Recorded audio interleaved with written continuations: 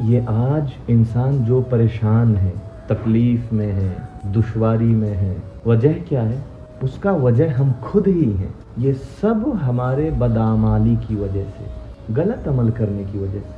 ہمارے سینے میں حسد ہے، بغض ہے، کینہ ہے، کپٹ ہے، ظلم، زیادتی، ہر چیز میں ہم آگے بڑھ چکے ہیں۔ جب بندہ اللہ اور اس کے رسول کے حکم کو توڑ دیتا ہے، اللہ کے حکم پہ عمل نہیں کرتا، حضور کی حدیث پہ عمل نہیں کرتا، سچ کو سچ نہیں کہتا، جو لوگ جھوٹ بولتے ہیں اس کی شہر میں، اس کی بستی میں، اس کی محلے میں واہ واہی ہوتا ہے۔ جھوٹوں کا کیا ہوتا ہے؟ واہ واہی ہوتا ہے، سر پہ لوگ چڑھا لیتے ہیں۔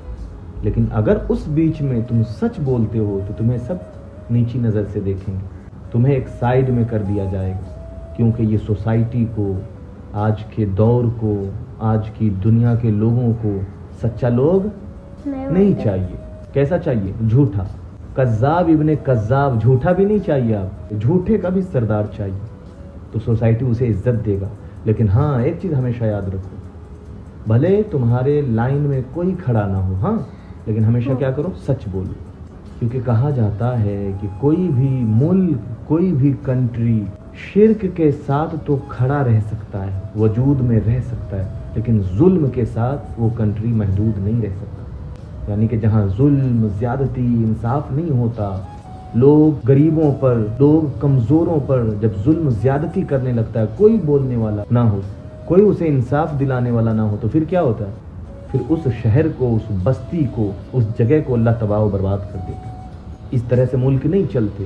کفر کے ساتھ، شرک کے ساتھ تو ملک رہ سکتا ہے، لیکن ظلم زیادتی کے ساتھ نہیں رہ سکتا۔ آج ہر وہ گناہ ہمارے اندر، ہم کسی اور سے پریشان نہیں ہیں، مسلمان سے ہی تنگ ہے اور پریشان ہے۔ مسلمان کے ہی ناک میں دم کر کے رکھا ہے۔ کوئی غیر مسلم ہمیں تھوڑی تکلیف دے رہا، ہاں، ہمیں کوئی غیر مسلم بھائی تھوڑی پریشان کر رہا۔ ہمارے یہاں کے جو اندھ بھکت ہیں، نام نہاد مسلمان ہیں، جن کو مسلمان کا مطلب نہیں معلوم۔ مسلمان تو بہت بڑی چیز ہے، اسلام تو بہت بڑا چیز ہے، انسان ہے یہ تو لوگ ثابت کر دیں۔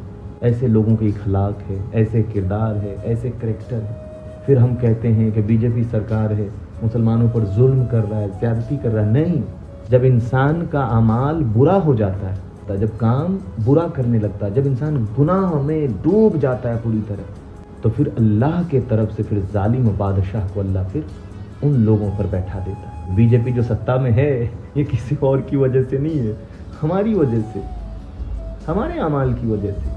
ہم سوچتے ہیں یہ چلے جائے، یہ ہے تو اچھا ہے۔ جن لوگوں کے گردن میں سڑیاں ڈالے ہوئے تھے، اس طرح سے چلتے تھے نا، تکبر اور غرور سے، 2 وقت کی نماز کیا پڑھے، رمضان کے تھوڑے روزے کیا رکھ لیے، داڑھی کیا چہرے پہ رکھ لیے، ٹوپی کیا پہن لیے، دوسروں کو ٹوپی پہنا لینے، اور 5 وقت کی نماز اگر پڑھ رہے تو پھر اس طرح سے چلتے۔